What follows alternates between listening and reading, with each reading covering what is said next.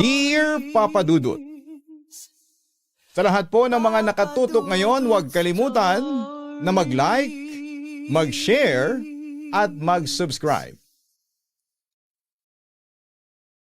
Naniniwala ka ba na kahit na ang isang tao ay nagiging tanga pagdating sa larangan ng pag-ibig?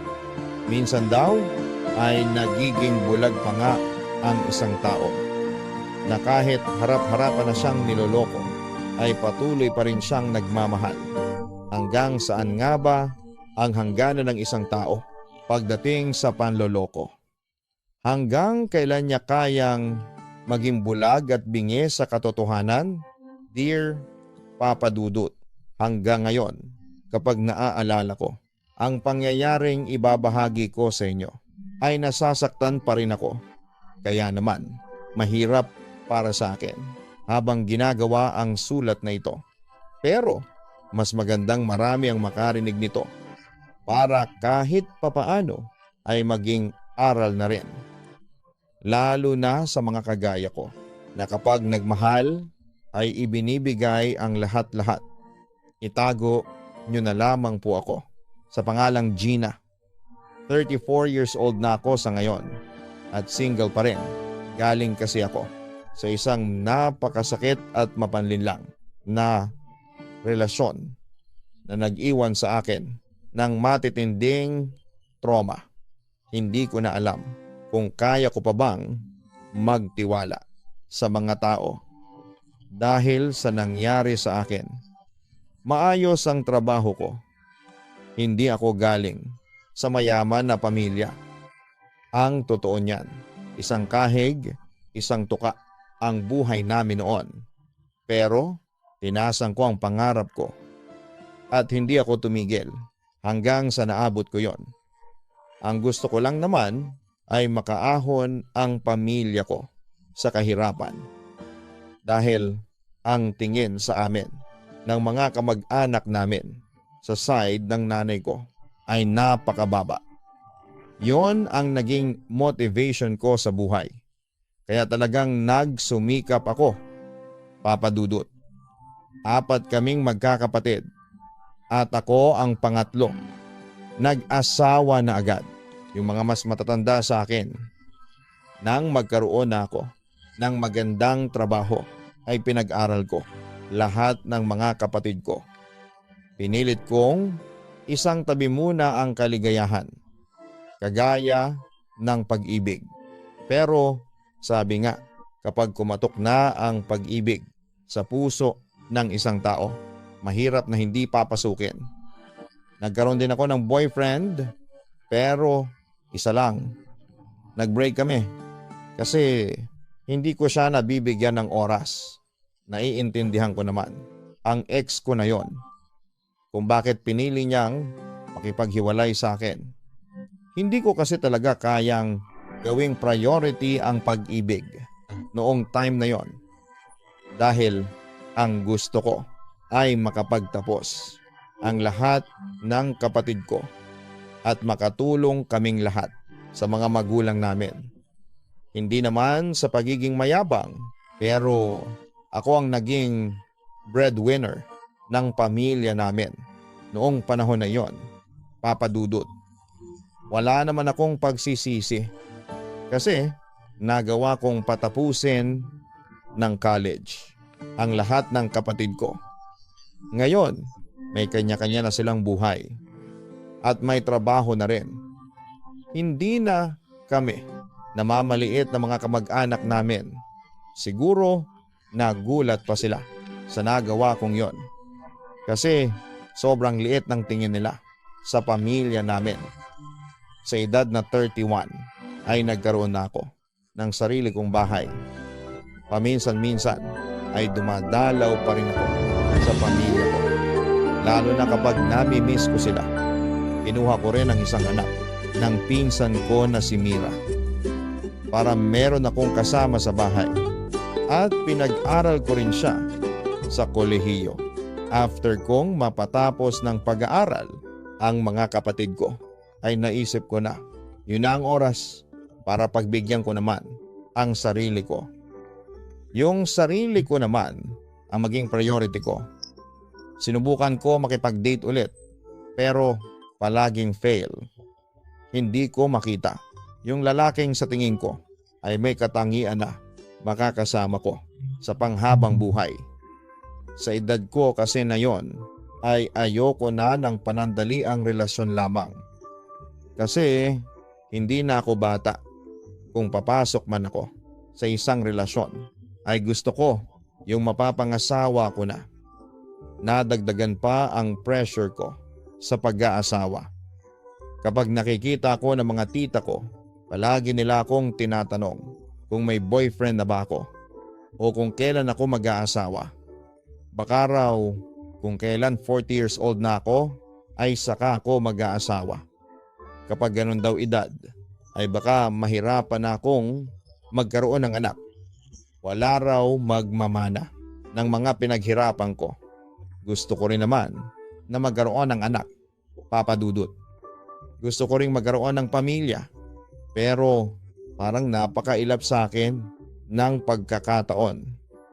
Hindi ko pa rin makita yung lalaki na mamahalin ko at mamahalin ako. Hindi naman ako mapili pagdating sa pisikal na anyo ng isang lalaki. Kasi alam ko rin sa sarili ko na hindi naman ako kaganda. Ang gusto ko lang ay yung makasundo ko. May stable na trabaho at kayang dalhin ang sarili niya. Si Mira ang nagturo sa akin ng paggamit ng dating app. Yun daw ang ginagamit ng mga millennials at Gen Z sa paghahanap ng jowa. May mga sinabi siya sa aking dating app na pinatry niya sa akin. Lahat ay sinusubukan ko. May ilan din akong na-meet gamit ang mga app na yon. Pero hindi ko pa rin makita yung hinahanap ko, Papa Dudut. Dumating pa nga ang time na parang gusto ko nang sumuko. Feeling ko ay nakatadhana ako na magpaaral na lang ng mga anak ng pinsan ko at tumulong sa iba ko pang mga kamag-anak. Nakakaramdam na rin ako ng inggit sa mga kaklase ko noong high school at iba kong kaibigan kapag nakikita ko ang post nila sa social media na kasama nila ang mga anak at asawa nila o kaya ay ikinakasal sila. Pero kahit medyo nawala na ako ng pag-asa ay hindi pa rin ako tumigil sa pagdarasal sa Diyos na sana ay ibigay na niya sa akin ang lalaking nakalaan para sa akin. Gusto ko na rin kasing magkaroon ng asawa at anak. Alam ko sa sarili ko na handa na akong bumuo ng isang pamilya. Mas lalo pa nga akong na-pressure nang ipakilala ni Mira sa akin ang boyfriend niya. Hindi naman ako tumutol sa pagkakaroon niya ng boyfriend dahil hindi rin tutol ang mga magulang niya. Sinabihan ko na lamang si Mira na sana alam niya ang limitasyon niya. Pabiro ko pang sinabi sa kanya na huwag niya akong unahan na mabuntis kasi sasabunutan ko siya. Nangako naman sa akin si Mira na hindi siya magpapabuntis dahil ako ang inspirasyon niya. Gusto niya raw na makapagtapos ng college at magkaroon ng magandang trabaho kagaya ko, Papa Dudut. Tapos siya naman ang tutulong sa pamilya niya. Ilang beses na umuwi ako sa bahay ng mga magulang ko ay nandoon ang tita ko na mahilig magtanong sa nangyayari sa buhay ko. Kung alam ko lang na nasa bahay siya, hindi na sana muna ako nagpunta roon. Kagaya ng palagi niyang itinatanong sa akin, ay tinanong niya ako kung meron na ba akong boyfriend. Nang sabihin kong wala pa rin, ay sinabi niya na talo pa ako ng isa kong pinsang babae na mas bata sa akin kasi ikakasal na raw sa susunod na buwan. Talaga raw na napag-iiwanan ako. Ang mabuti pa raw ay mag-alaga na lamang ako ng aso at pusa. Kasi mukhang tatanda na akong dalaga. Pagkaalis ng tita ko na yon ay kinausap ko si mama. Sinabi ko sa kanya na sobra na akong nape-pressure sa pag-aasawa. Sabi ko pa natatakot ako na tumanda ng walang kasama. Baka forever na akong mag-isa. Bakit ka naman tatanda ng walang kasama, anak? Nandito kami. Malay mo, buhay pa kami noon ng tatay mo. Isa pa, nandyan ang mga kapatid mo at mga pamangkin. Malaki ang naitulong mo sa kanila at sigurado ako na hindi kanila pababayaan, sabi ni mama sa akin.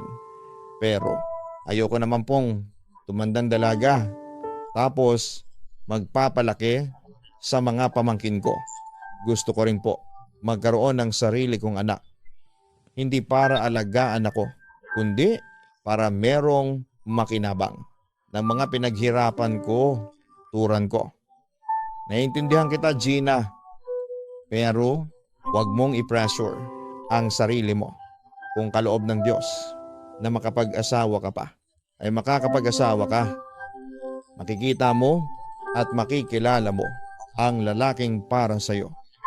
Sa oras na hindi mo inaasahan, basta huwag mo nang intindihin ang mga sinasabi ng tita mo. Alam mo naman yon. Nakangiting wika ni mama. Kahit papaano ay gumaan ang pakiramdam ko sa pakikipag-usap ko na yon sa nanay ko. Naisip ko na hindi dapat ako ma-pressure na makapag-asawa. Alam ko na medyo matanda na ako sa edad ko na yon para sa isang babae. At nangyari na nga ang sinasabi ni mama na makikilala ko ang lalaking muling magpapatibok ng puso ko sa pagkakataon at oras na hindi ko inaasahan. Sumuko na ako noon sa paggamit ng dating app. Pakiramdam ko kasi wala akong pag-asa sa ganoon. Sabi ko noong time na yon ay hahayaan ko na lang ang Diyos at ang tadhana na kumilos para sa akin. Nakaka-stress din kasi ang ma-pressure. Papadudot. Isang araw, may nag-add sa akin sa Facebook. Itatago ko na lamang sa pangalan na Erwin. Ako ang klase ng tao na hindi basta-basta nag-accept ng friend request. Lalo na at hindi ko namang kilala ng personal. Di ko in-accept ang friend request niya kasi hindi ko siya kilala, papadudot. Pero hindi sumuko si Erwin. Nag-chat pa siya sa akin at tinanong niya ako kung bakit ko di in-accept ang friend request niya. Alam ko sa sarili ko na wala akong obligasyon na ipaliwanag sa kanya yon. Kaya hinayaan ko na lamang ang chat ni Erwin at hindi ko siya nireplyan.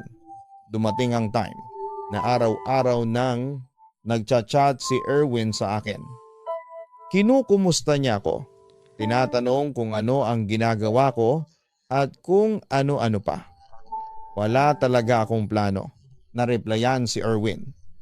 Pero nakulitan na ako sa kanya. Kaya ang sabi ko ay tigilan na niya ako. Kasi hindi ako interesado sa kanya. Ang akala ko ay titigil na si Erwin nang sabihin ko yon. Pero bigla siyang nag-request ng video call. Sa inis ko ay inaccept ko yon at nakipag-video call ako sa kanya. Ang hinala ko kasi ay poser si Erwin kasi gwapo ang picture niya. Pero nagulat ako nang makita ko sa video call na siya talaga ang nasa picture, na nasa profile niya. Hindi ko alam kung bakit ako napatulala sa unang beses na nakita ko sa video call, papadudot. Siguro ay dahil sa nagwapuhan ako sa kanya. Hindi ako sure. Natawa pa nga si Erwin kasi napatulala na raw ako. Ini-expect na raw niya kasi natatarayan ko siya. Nang mahimasmasan ako ay sinabi ko na tigilan na niya ako. at inend ko na lang ang call, may parte ng utak ko na nagsasabi sa akin na i-block ko na lamang si Erwin. Pero hindi ko alam kung bakit. Hindi ko ginawa. Ilang araw na tumigil ang pagchat-chat ni Erwin sa akin. Nagtataka ako kung bakit parang hinahanap ko ang chat niya. Yung tipong hindi kumpleto ang araw ko kapag wala akong chat na natatanggap mula sa kanya. Hanggang sa in-stalk ko ang profile ni Erwin. Nakita ko ang mga shared posts niya tungkol sa mga taong nape-pressure dahil sa tanong ng mga kamag-anak. Doon ko naramdaman na baka pinagdadaanan ni Erwin ang mga pinagdadaanan ko sa iba kong kamag-anak, Papa Dudut. Sinulit ko na rin ang pagtingin sa profile ni Erwin. Ini-stalk ko siya ng sobra, Papa Dudut. Nalaman ko na isa siyang mechanical engineer at matanda lang ako sa kanya ng 1 taon. Pati ang zodiac sign niya ay nalaman ko na. Sinearch ko pa nga kung compatible kami at may kilig akong naramdaman nang may result na lumabas na compatible ang zodiac sign naming dalawa ni Erwin. Noong time na iyon ay hindi ako nagkaroon ng hinala na baka sinadya ni Erwin na araw-araw siyang nagchat-chat. Tapos bigla na lang siyang tumigil. Pero kung sinadya man niya yon, ay naging effective yon para sa akin. Para hanap-hanapin ang chat niya. At siya na nga mismo, hindi na siya nawawala sa isip ko. Hindi na siya maalis sa isipan ko. Dumating na ako sa point na natutokso na akong i-add siya para mangumusta. Pero pinipigilan ko na lamang ang sarili ko. Hanggang isang umaga, paggising ko ay nagulat ako nang makatanggap ulit ako ng friend request mula kay Erwin. Ewan ko, pero nakaramdam ako ng saya sa maliit na bagay na yon. Nakita ko na kakasend lang ni Erwin ng friend request sa akin. Hindi ko muna yon in-accept kasi baka isipin niya na atat akong i-accept yon. Kahit naman talaga ang totoo. Nag-inarte pa ako at pinalipas ko pa ang 2 araw bago ko in-accept ang friend request ni Erwin. Tuwang-tuwa siya noon, Papa Dudut. At nag-chat siya. Kasi ang tagal ko raw i-accept ang friend request niya. Hanggang sa nag-share siya sa akin. At ang sabi niya ay na-pressure siya sa buhay niya dahil halos lahat ng tao ay gusto na siyang mag-asawa. Kasi hindi na raw siya bata. Nakarelate ako sa sitwasyon ni Erwin. Kaya pinayuhan ko siya na huwag niyang hayaang ma-pressure siya. Ang sabi ko, hayaan mo sila. Buhay mo yan, hindi nila yan. Yun na nga ang simula ng pagkakaibigan namin ni Erwin. Araw-araw na kaming nagkaka-chat at kung minsan ay video call. Ang sarap lang sa pakiramdam na may isang tao na nakakaintindi sa mga sinasabi ko at sa mga hinaing ko sa buhay. Naging magaan agad ang loob ko kay Erwin kahit na hindi pa kami nagkikita ng personal. Akala ko nga ay hanggang doon lang kami. Pero nagulat ako nang paglabas ko ng work ay nakaabang si Erwin sa akin sa labas. Yun na nga ang unang beses na nagkita kami at inaya pa niya akong mag-dinner. Inilibre pa niya ako noong time na yon. At aaminin ko na may kakaiba akong naramdaman noong unang beses ko siyang nakita, Papa Dudut. Alam ko sa sarili ko na gusto ko na si Erwin. Nasundan pa ng ilang beses ang pagkikita namin ni Erwin. At sa tuwing lumalabas kami ay hindi niya ako hinahayaan na magbayad sa mga kinakain namin. Siya raw ang lalaki Kaya siya ang dapat na magbayad. Sa paglipas nga ng mga buwan ay mas lalong lumalim ang pagtingin ko kay Erwin. Kaya naman abot langit ang kilig at tuwa ko nang ligawan na niya ako, Papa Dudut. Dahil sa may feelings na ako kay Erwin noong time na iyon ay hindi ko na pinatagal ang panliligaw niya. Siguro 1 month lang niya akong niligawan at sinagot ko na siya. Nang maging kami ni Erwin ay inisip ko na sana ay hindi ako nagkamali sa pagpili sa kanya. Ipinagdasal ko na sana ay siya na ang lalaking makakasama ko habang buhay. Nakikita ko kasi sa kanya ang mga katangian ng isang lalaki na hinahanap ko sa aking mapapangasawa. Sweet siya, soft-spoken, responsible, at may stable na trabaho. Sa second monthsary namin ni Erwin ay ipinakilala ko na siya sa pamilya ko. Naramdaman ko naman na boto ang buong pamilya ko kay Erwin para sa akin, Papa Dudut. Siguro ay nakita at naramdaman din nila na mabuting tao si Erwin, kagaya ng nakita ko sa kanya. Dahil sa napakilala ko na si Erwin sa family ko ay umasa ako na ipakikilala na rin ako ni Erwin sa pamilya niya. Naghintay ako na ayain niya ako sa bahay nila. Pero lumipas na nga ang ilang buwan ay parang naghintay lamang ako sa wala. Hanggang sa ako na mismo ang nag-o-open noon kay Erwin. Kailan mo pala ako ipapakilala sa family mo? Gusto ko rin kasi silang makilala, ang sabi ko kay Erwin habang nagdi-dinner kami sa isang restaurant. Magiging totoo ako sa iyo, Gina. Actually, malayo ang loob ko sa family ko. Isa sila sa mga nagpre-pressure sa akin na mag-asawa na. Kahit na hindi pa ako ready. Sa ngayon, wag muna. We're not in good terms. Sagot pa ni Erwin. Ganon ba? Okay lang, naintindihan ko. Pero sana maging okay na kayo ng family mo. At the end of the day, ay pamilya mo sila. Hindi maganda na meron kayong tampuhan o hindi pagkakaunawaan. Ang payo ko, huwag kang mag-alala. One of these days, papakilala kita sa kanila. Ang sabi pa ni Erwin.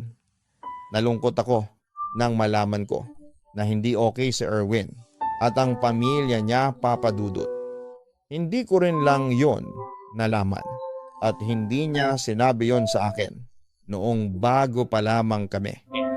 Siguro hindi pa siya ready o hindi siya komportable na pag-usapan yon. Pero umasa pa rin ako na magiging maayos sila ng pamilya niya.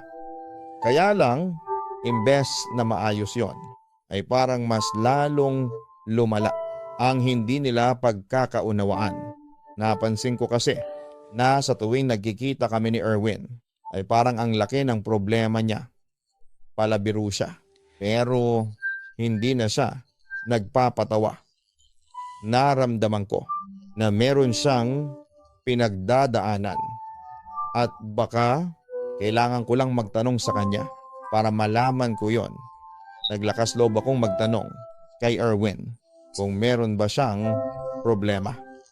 At doon niya sinabi sa akin na nagkaroon sila ng matinding pagtatalo ng mga magulang niya.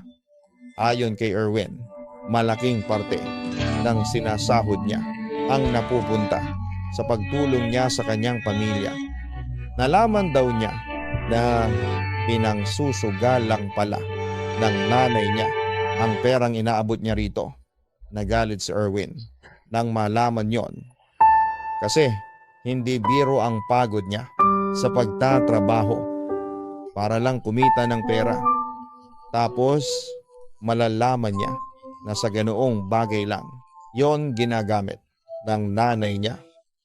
Nang magalit siya sa nanay niya ay nakisali na ang tatay ni Erwin at pinagsabihan siya na wala siyang karapatan na pagsalitaan ng ganoon ang nanay niya. Umalis na pala ako sa bahay namin. Nagbo-board house muna ako ngayon. Ayokong umuwi muna sa amin. Gusto ko na ma-realize nila na may halaga ako sa kanila. Ang sabi pa ni Erwin. Tama yan, magpalamig ka muna. Pero okay ka lang ba sa inupahan mo ngayon? Nag-aalalang tanong ko. Okay naman, marami nga lang akong kasama sa kwarto na hindi ko kilala, tugon pa ni Erwin. Binisita ko si Erwin sa boarding house niya at naawa ako sa lagay niya roon. Sa isang maliit na kwarto ay 6 sila na puro lalaki, makalat. At sa tingin ko ay hindi siya komportable doon. Napansin ko rin na parang matagal nang kilala ni Erwin ang mga kasama niya sa kwarto dahil nagbibiruan pa sila. Taliwas sa sinabi niya na hindi pa niya kilala ang mga iyon. Pero hindi doon natuon ang pansin ko, kundi sa awa ko kay Erwin. Sabi sa ni Erwin, nagtitiis lang siya roon kasi mura. Kung kukuha raw siya ng kwarto na wala siyang kasama ay mas mahal yon. Baka kapusin na siya sa budget niya. Nag-isip ako ng paraan para matulungan ko si Erwin, Papa Dudut. Hindi kaya ng konsensya ko na komportable ako sa bahay ko habang ang boyfriend ko ay hindi. Hanggang sa nakapag-decide ako na sa bahay ko na lamang patuluyin si Erwin. Nang sabihin ko yon sa kanya ay tumanggi siya. Kasi baka kung ano raw ang isipin ng pamilya ko. Sinabi ko na wala namang pakialam ang pamilya ko sa mga desisyon ko sa buhay kasi kilala nila ako na magaling pagdating sa pagdedesisyon. Pinilit ko si Erwin hanggang sa napapayag ko na siya sa gusto ko. Umalis na si Erwin sa inupahan niyang boarding house at lumipat na siya sa bahay ko. Nagkakilala na rin sila ni Mira. May isa pang bakanteng kwarto sa bahay. Kaya doon ko na pinatuloy si Erwin. At ang sabi ko ay hindi siya obligado na mag-share sa mga gastusin. Pero iginiit ni Erwin na tumutulong pa rin siya sa abot ng makakaya niya. Mas naging masaya naman ako kasi araw-araw ko nang nakikita si Erwin, Papa Dudut. At wala akong pinagsisihan sa decision ko na yon. Marunong ding magluto si Erwin at may mga pagkakataon na ipinagluluto niya kami ni Mira. Naging magkasundo naman sila ni Mira na kinatuwa ko nang malaman din ng mga magulang ko na doon nakatira sa bahay si Erwin ay wala naman silang naging pagtutol. Pinag-iingat lang nila ako kasi hindi ko pa raw masyadong kilala si Erwin. Pero sinabi ko na huwag silang mag-alala dahil nararamdaman ko na mabuting tao si Erwin at wala akong dapat na ikabahala. Isang araw, wala akong pasok noon. Ako lang mag-isa sa bahay. Nagulat ako nang dumating si Erwin mula sa trabaho niya na nakabang ang mukha at halatang hindi maganda ang mood. Bakit ang aga mong nag-out? Mamayang gabi pa ang out mo. Hindi ba? May nangyari ba? Tanong ko kay Erwin. Nag-resign na ako sa trabaho ko. Nagkasagutan kami ng boss ko. Siya naman kasi ang mali pero hindi niya matanggap. Power tripping din kasi siya, himutok ni Erwin. At dinetalye niya sa akin ang nangyari, pwede ka pang maghanap ng ibang trabaho. Tama na, hindi ka dapat magstay sa ganoong environment. Magaling ka naman Erwin, may tiwala ko sa iyo. Pagpapalakas ko ng loob kay Erwin. Sa mga sumunod na araw ay nagsimula na maghanap ng trabaho si Erwin. Pero umabot na ng 1 buwan ay wala pa rin siyang nahahanap. Tinulungan ko na rin siya at nirekomenda ko siya sa mga kilala ko. Pero wala pa rin, Papa Dudut. Naawa na ako kay Erwin kasi parang sinundan siya ng kamalasan. Isang gabi, kumatok si Erwin sa kwarto ko at sinabi niya na may gusto siyang sabihin sa akin. Mukhang wala na raw siyang swerte pagdating sa pagtatrabaho. Kaya ang naisip niya ay ang mag-business na lamang siya. Naging open ako sa suggestions ni Erwin sa business na gusto niya. Gusto niya raw ng food business kasi mahilig siyang magluto. Hanggang sa nagkasundo kami na Silog Meals business ang gawin ni Erwin. Inamin ni Erwin sa akin na wala siyang pera para mag-open ng ganoong klase ng business. Kaya ako na ang nagkusang magpahiram ng pera para hindi na kailangang magbayad ng pwesto ay doon muna siya nagtayo ng negosyo sa harapan ng bahay ko. Malawak naman ang space doon. Nakita ko kung gaano kapursigido si Erwin. Kaya naisip ko na hindi ako nagsayang ng pera para suportahan ang gusto niyang gawin. Isa pa, nangako si Erwin na kapag kumikita na ang business niya ay paunti-unti niyang ibabalik ang perang nahiram niya sa akin. Sabi ko, huwag niyang i-pressure ang sarili niya na mabayaran ako. Basta mag-focus muna siya sa negosyo niya. Pero naawa ako kay Erwin kasi siya ang lahat ng kumikilos sa negosyo niya. Siya ang kumukuha ng order, nagluluto at nagsiserve. All around siya. Hindi naman namin siya matutulungan palagi ni Mira. Kasi meron din kaming kanya-kanyang ganap sa buhay. Ang sabi ko kay Erwin ay maghanap kami ng deru ng makakatulong niya. Kahit isang tao. Pero hindi pa raw niya kayang magpasahod. Kaya pa naman daw niya. Kung ako ang masusunod ay gusto ko na ako na ang magpasahod sa kukuning tao ni Erwin. Pero ayoko namang tulungan siya sa lahat at baka masanay siya na palaging umasa sa akin. Gusto ko rin naman na matuto siya sa paghihirap na pinagdadaanan niya. Naniniwala din ako sa kakayahan ni Erwin noong time na iyon. Papa Dudut. Naging okay ang takbo ng business ni Erwin sa unang buwan. Medyo malakas. Wala kasing ganoong kainan sa lugar namin.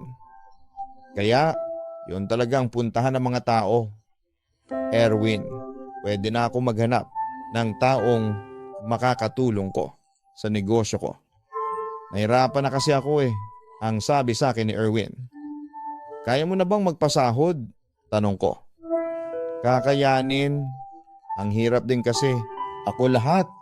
Baka kasi kapag hindi pa ako kumuha ng tao ay sumuko na ako. Hindi dahil sa nalugi ako, kundi dahil sa pagod. Tugon pa ni Erwin. Gusto mo bang tulungan kita na maghanap ng makakatulong mo? Tanong ko. Hindi na. Meron na akong kausap. Yang isa kong pinsan na babae. Kailangan niya rin kasi ng trabaho. Nagkasundo naman kami sa magiging sweldo niya. Kaya okay na. Kaya lang okay lang ba na dito rin siya sa bahay mo titira? Galing pa kasi siya sa probinsya. Wala siyang matutuluyan dito, ang sabi pa ni Erwin. Napanatag ako sa kukuning tao ni Erwin dahil kamag-anak niya. Alam ko na hindi siya kukuha ng tao na hindi mapagkakatiwalaan at mapapahiya siya. Kaya naman, sinang-ayunan ko na lamang ang desisyon niyang iyon. Ang problema nga lang ay wala nang available na kwarto para sa paparating na pinsan ni Erwin. Pero ang sabi ni Erwin ay ayos lang kahit magkasama na lamang sila sa kwarto. Dahil pinsan naman yon ni Erwin, hindi ko yon binigyan ng maling kahulugan kahit babae pa ang pinsan na sinasabi niya. Lalo na at sinabi sa akin ni Erwin na close sila ng pinsan niyang iyon, Papa Dudut. 1 week after naming mag-usap ni Erwin tungkol sa bagay na iyon ay dumating na sa bahay ang sinasabi niyang pinsan na si Keye. Mas bata siya kay Erwin ng 2 taon. Maganda si Kay, maputi at sexy. Hindi ko alam kung bakit unang kita ko pa lamang sa kanya ay mabigat na kaagad ang loob ko sa kanya, Papa Dudut. Kahit na palangiti siya ay hindi pa rin naalis ang kakaibang pakiramdam ko sa kanya. Pero naisip ko na dapat ay bigyan ko ng chance si Kay para mas makilala ko pa siya. Baka naman kasi mali rin ako ng pakiramdam sa kanya. Ipinapaliwanag na rin ni Erwin kay Kaye ang mga dapat niyang gawin sa store. Si Kay ang magtitake ng orders at siya rin ang magsiserve noon para makapag-focus si Erwin sa pagluluto o sa kitchen. Simula nang magtrabaho si Kay sa store ni Erwin ay napansin ko na hindi na masyadong pagod si Erwin sa gabi kapag umuuwi ako. Natuwa naman ako kasi hindi na siya nakakaawang tingnan. Mas nakakapagpahinga na siya. Medyo nagkakausap na rin kami ni Keye at bubbly ang personality niya. Malakas siyang magsalita at napansin ko rin na medyo sexy manamit si Keye, Papa Dudut. Sinabi ko yan kay Erwin kasi nagwo-worry ako na baka mabasto si Keye habang nagtatrabaho. Lalo na't karamihan sa kumakain sa store ni Erwin ay mga tricycle at jeepney driver. Ang sabi naman ni Erwin ay huwag akong mag-alala kasi kayang dalhin ni Kaye ang sarili nito. Kung sakali na mabastos ito ay nandoon naman siya para ipagtanggol si Keye. Nagkaroon ako ng chance na makausap si Keye noong kaming 2 lamang. Namimili kasi noon si Erwin para sa store niya. Bali, si Kay pala ang unang kapamilya ni Erwin na nakilala ko. Kaya naisip ko na dapat ay maging close kaming 2. Ang naging usapan namin ni Kay ay ang family nila. Tinanong ko siya kung alam ba niya na hindi okay si Erwin at ang parents nito. Naku, alam ko yan, Ate Gina. Masama kasi talaga ang ugali ng mama at papa ni Erwin. Kahit nga ako, hindi ko sila gusto. Turan pa ni Keye. Pero sana maayos rin nila ang hindi nila pagkakaintindihan. Ang sabi ko, ewan ko nga sa kanila, ate. Baka mag-away na naman sila. Anyway, mabait naman si Erwin, di ba? Tanong ko. Oo naman, ate. May boyfriend ka na bang gusto mo maging asawa? Tanong pa ni Kaye. Oo naman, mabait naman siya. Saka mahal ko si Erwin. At alam kong mahal niya rin ako. Sagot ko. Sure na sure ako na mahal ka noon, ate. Kapag nga nagkwekwentuhan kami, ikaw ang bukang bibig niya. Pero alam mo ba ang mga bagay na gusto ni Erwin? Ang sabi pa ni Kaye. Ano? Tanong ko. Si Erwin mahilig yan sa alahas, ate. Mga gold to be specific. Dati nga, dami niyang gold na alahas. Relo, kwintas, bracelet, basta lahat. Kaya lang, naibenta na niya dati. Kasi nagkasakit ang mother niya. Kahit na magkamalit sila, may malasakit pa rin siya sa nanay niya. O di ba? Ang bait talaga ni Erwin, turan pa ni Kaye. Sa sinabi ni Kaye ay nagkaroon ako ng idea sa bagay na magugustuhan talaga ni Erwin. Kapag binigyan ko siya, wala pa rin kasi akong masyadong alam tungkol kay Erwin noong time na yon. At alam ko na matutulungan ako ni Kaye pagdating sa bagay na yon. Bago dumating ang birthday ni Erwin ay naghanap ako ng nagbebenta ng mga gold accessories online. May nahanap naman akong legit na seller at ibinili ko roon si Erwin ng isang bracelet at kwintas bilang birthday gift para sa kanya. Naawa kasi ako sa kanya dahil sa kwento ni Kay na nawala kay Erwin ang mga bagay na gusto nito dahil sa pagkakasakit ng nanay nito. Doon ko napatunayan na talagang mabait si Erwin. Kahit pa hindi sila okay ng parents niya ay hindi pa rin niya pinabayaan ang mga ito. Erwin mahal, ito hindi ka na dapat nag-abala pa, ang sabi pa ni Erwin. Okay lang, nabanggit kasi sa akin ni Kay na mahilig ka sa alahas na gold. Kaya yan ang niregalo ko sa iyo, turan ko. Si Kay talaga napaka-chismosa. Pero hindi ko ito matatanggap, Erwin. Hindi ako sanay na nireregaluhan ako ng ganito kamahal. Tanggi pa ni Erwin. Ano ka ba? Gift nga, di ba? Bakit hindi mo tatanggapin?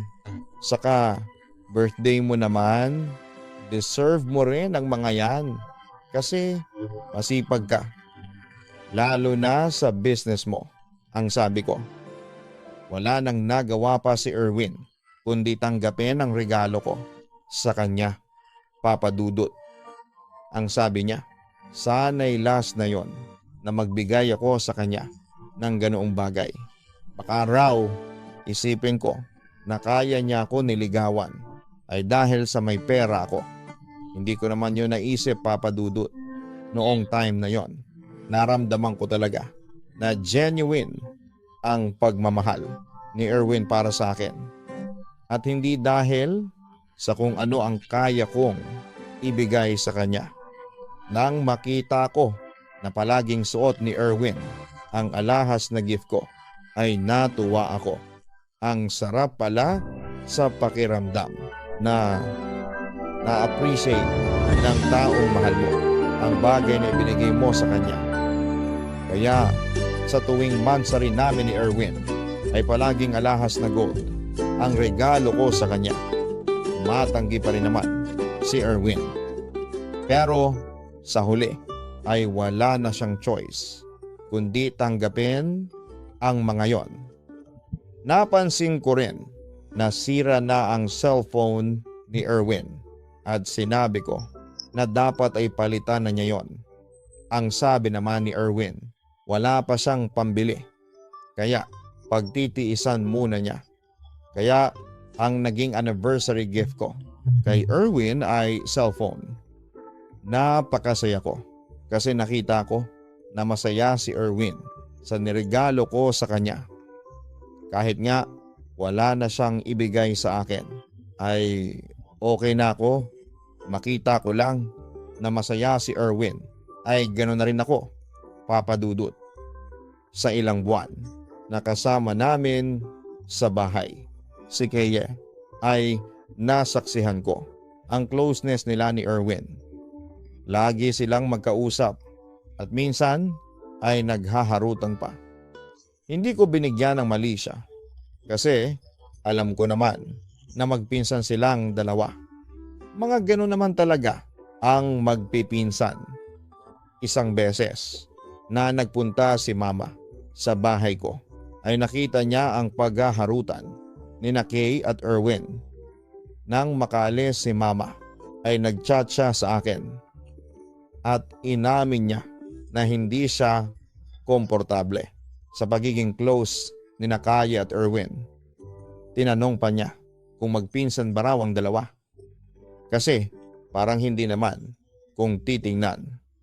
Para raw magkasintahan sina Kay at Erwin, tapos hindi lang daw magkamuka ang dalawa. Inexplain ko sa nanay ko na super close lang talaga si Erwin at Kay, at meron naman talagang magpipinsan na hindi magkamuka. Sa kabila ng mga napansin ni Mama ay hindi pa rin ako nagduda sa totoong relasyon ni na Erwin at Kay.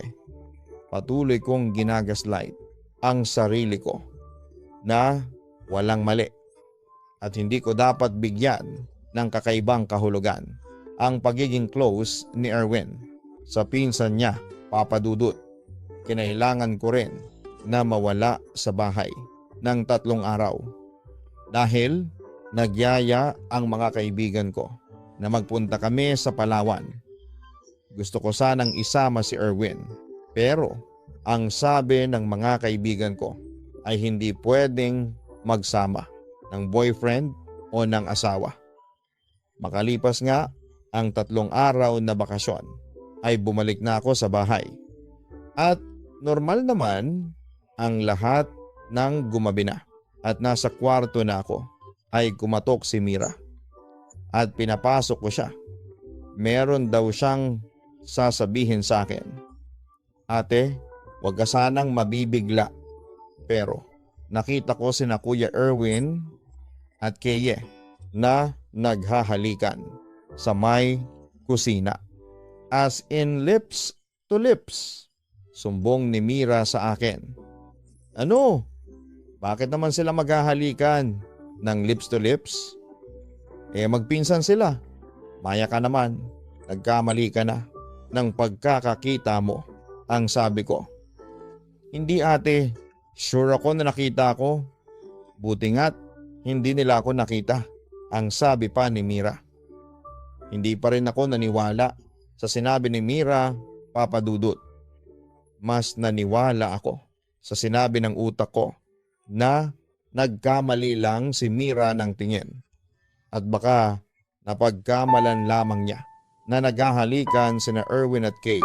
Hindi ko kinumpronta si Erwin tungkol sa bagay na yon kasi baka magalit siya. At yun pa ang maging reason ng paghihiwalay namin. Pero aaminin ko, simula nang magsumbong sa akin si Mira ng ganon ay nagkaroon na ako ng duda kay Erwin at kay Papa Dudut. Hanggang sa isang araw ay sinampal na sa akin ang katotohanan.